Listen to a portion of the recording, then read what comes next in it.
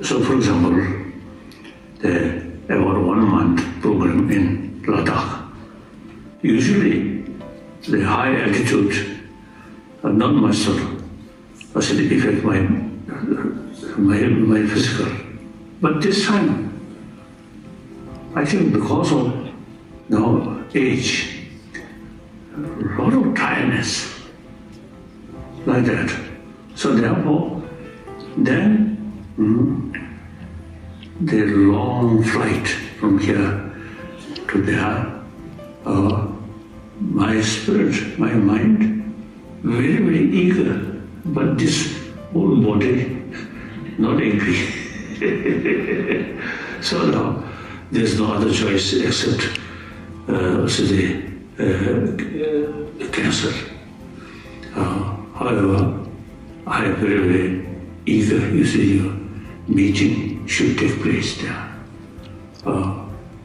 And then, particularly the president, really showing genuine, interest or regarding my visit. He's a very, very eager president side, in spite of some difficulties. So therefore, I really want to apologize, but I consider this is just postponement. Another opportunity definitely come. Later on at 11 o'clock. But now taking the podium is the Mind and Life President, Ms. Susan Bauer. Let's hear from her. Good morning, everybody, and all of you. It's really a great, great honor to be here. And on behalf of the Board of Directors and the staff of the Mind and Life Institute, it really is my sincere pleasure to welcome you to the 32nd Mind and Life Dialogue. Botho, Ubuntu, a dialogue on spirituality, science, and humanity. And it feels really wonderful to be here in Botswana. It feels really wonderful. And I thank you all for making the effort to be here, for traveling a great distance and taking the day off of work or readjusting your schedules to be here. And to the many, many hundreds of people or thousands of people out there in the world who are watching us via live stream right now. Yes, this room is being live streamed all around the world right now. So welcome, everybody. We're expecting that His Excellency the President of Botswana, Lieutenant General Seretse Khama, Ian Khama, will address this conference later on at 11 o'clock. But now taking the podium.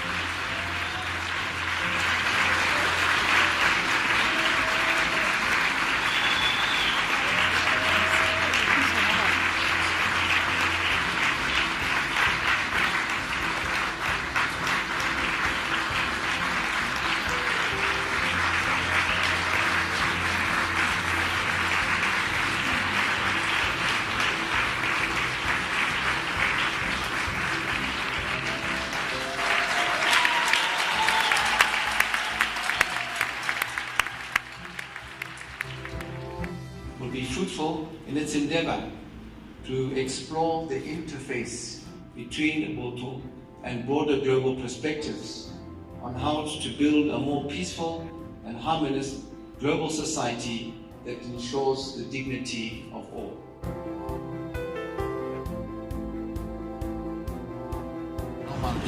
Africans have a holistic approach of life, and therefore there were in the pre-Christian African world, there were no religious days and non-religious days, there were no religious events and non-religious events. Life flew together, so everything that people did was religious at the same time. So I think the Western religion carries with them the concept of a members club. So people belong and people do not belong. Whereas in Africa, everybody belonged, and therefore Botho was in that sense an overarching aspect that affected everybody. Everybody is required to display that humane, loving care. Ubuntu. I asked the Reverend, where did we go wrong? Have we gone wrong? And if that is the case, what do we do now to put ourselves back onto the right path? I'll ask you that question from your perspective. Absolutely. And thank you so much. And before I respond, let me thank GabzFM, our official sponsor, for creating this moment of generational dialogue. It's a pleasure for me to be speaking with Rehan Bira on the same panel, and I think it speaks to the essence of this gathering today. I am more interested in looking at Botho in terms of how we can reimagine it and retool it, as Reverend Botho said today, to meet our current needs. So one of the current needs that led me to start the Upright African movement is that our curriculum lacks in communicating both to us. It lacks in performing to us our stories in our fullest humanity. We are talking about how we are interconnected. How diversity is a gift. One of the speakers, Michael Eze, spoke about that. And for the curriculum that we currently teach, not to put us in global history, it's almost as if we don't belong or there's no gift we can give to the world. And I would like for the curriculum to play back to us the same power that we know is inherent in us. For the O-level learners in religion and moral education, the RE syllabus at O-level. And we did precisely what he is talking about in that syllabus, because we say, who are we? Where do we come from? Where do we want to go? What do we know? What do we not know? What do others know? What can others learn from us? And what can we teach to others? And this dialogue seeks to do precisely that. So I think for him and me who remain here when everybody is gone, and for those other practitioners listening to us, this dialogue is giving us tools of how best to sharpen what we know so that we can share it with others. And at the same time, to be open enough to learn from others. Because what is at the core of conflict in our world is arrogance and thinking that I know all, I have all it takes, or to think my religion is better than everybody else's religion and only I have to be listened to. That is arrogance. And in the world that is unfolding before us, your truth is not truth because my truth is not truth. We have to find a way of balancing what you know and what I know, what you love. Because I understand Botho as not just a philosophy, but something that spurs action that can be hopefully measured. Yeah. We can repatriate our archives from abroad. We can decolonize the knowledge in terms of putting ourselves in the center of our stories. We can start there, and in our own learning, we will be able to teach others. So I really like the fact that we acknowledge that we don't know, so that our learning is at the same time as us teaching.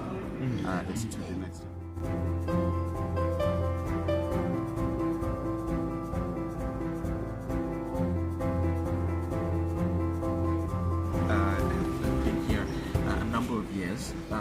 What is your view on what you have seen, what you have experienced with respect to Botho, and what it is that some of the speakers have been talking about? Well, I've had the wonderful experience of being the U.S. Consul General in Johannesburg. So I spent 3 years in South Africa before I came the privilege to be the U.S. Ambassador in Botswana. So I've had a chance to experience from South Africa in Botswana this wonderful idea of community, this wonderful idea of we versus I.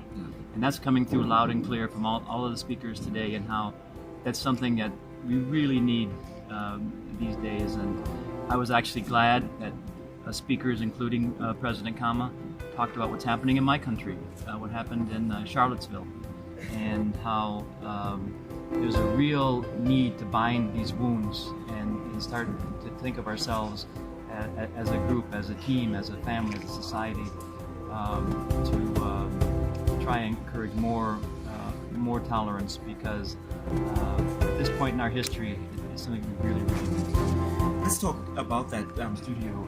Carolyn Ronstadt from the United States. You were a participant, and interestingly enough, we have your ambassador here as well. And we just discussed, the events that happened in Charlottesville over the weekend. Now, of course, the Charlottesville event is an event, but it precedes or it comes after a lot of events that have been building up, and as I mentioned to the ambassador, simmering under the surface. One article that I was very interested in reading is that blacks and whites in the United States see or view discrimination completely differently, even after all these years. For many people, they thought the election of a black president would be the event that resolves race relations in the United States. But clearly that has not happened.